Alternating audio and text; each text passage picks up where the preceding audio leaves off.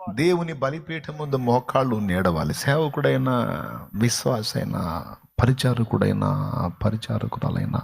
సేవకురాలైనా, నువ్వు నిజంగా దేవుని ఆత్మ కలిగిన వ్యక్తివైతే, దేవుని చేత పిలవబడిన వ్యక్తివైతే, ఏర్పాట్లో ఉన్న వ్యక్తివైతే నీ గుండె నిమ్మళంగా ఉండదు, అది గాయమైపోతూ ఉంటుంది. బలిపీఠం దగ్గర ఏడుస్తావు. ఏమన్నా తెలుసా? నీ సమస్యల కోసం నువ్వు లక్ష్య పెట్టవు, కానీ ఆత్మల కొరకు అంగాలు అరుస్తూ ఉన్నావు. దేవా, ఆత్మలు దేవా.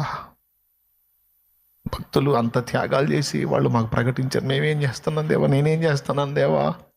నీ కొరకు వాడబడకపోతే, ఆత్మను రక్షించకపోతే, ఈ తరంలో నా బాధ్యత నేను నెరవేర్చకపోతే, నా చుట్టూ ఉన్న సమాజాన్ని నేను ప్రభావితం చేయకపోతే, ఇక్కడున్న ఆత్మల్ని నేను నీ కొరకు రక్షించకపోతే, నన్ను ఈ సమాజంలో ఉంచి పుట్టించి నన్ను ఇక్కడ ఈ తరములో ఉంచింది ఎందుకయ్యా? మరి వ్యర్థమైపోయింది కదా ప్రభా.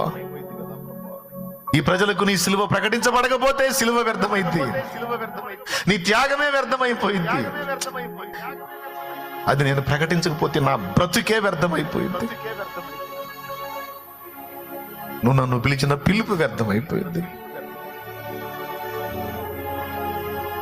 ఎప్పుడన్నా బలిపీఠం దగ్గర ఏడ్చావా?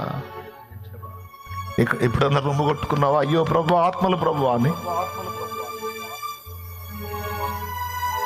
ఏదన్నా త్యాగం ఉందా దేవుని కొరకునేది?